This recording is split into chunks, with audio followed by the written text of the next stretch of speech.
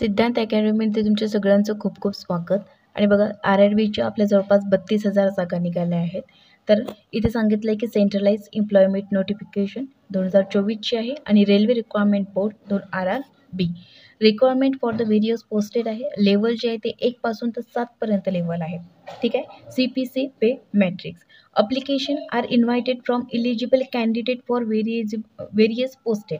Level 1 पासून तर level 7 पर्यंत सगळ्यांसाठी या पोस्टेस निघालेल्या आहे आणि पोस्ट जे आहे ते आपल्या जवळपास 32,000 पोस्टिंग आहे.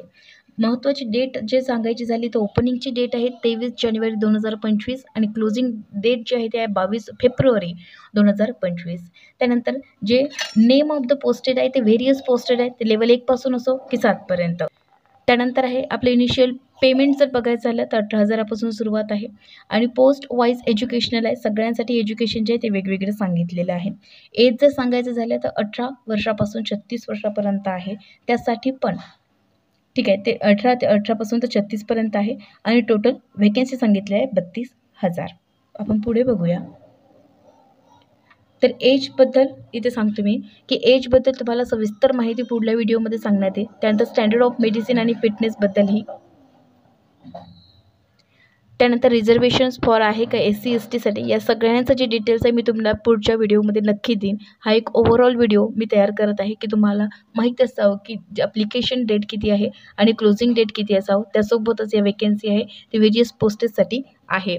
जे तुमची एक्झाम असणार आहे ते बघा CBT म्हणजे कॅम्प्युटर बेस आपली एक्झाम असणार आहे.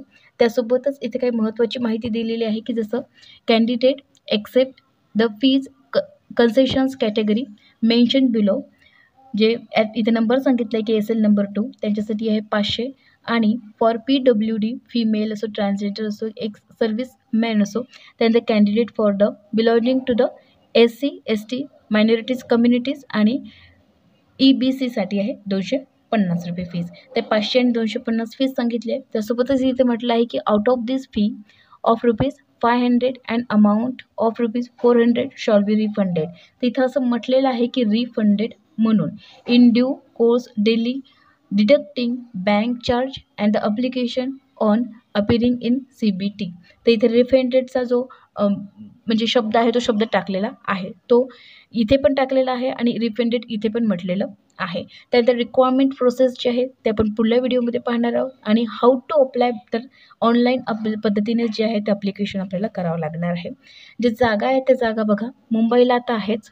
त्यासोबतच अहमदाबाद, अजमेर, बँगलोर, भोपाळ, भुवनेश्वर, त्यानंतर बिलासपूर, चंदीगड, चेन्नई, त्यानंतर गोरखपूर, गुवाहाटी, कोलकाता, मुंबई, पटना आणि प्रयागराज, रांची आणि सिकंदराबाद. तर इथे जे वेबसाईट आहे वेबसाईटही दिलेले आहेत आणि जे name of the RRB railway आहे तेही दिलेलं आहे. अशा प्रकारच्या 32,000 जागा दिलेल्या आहेत.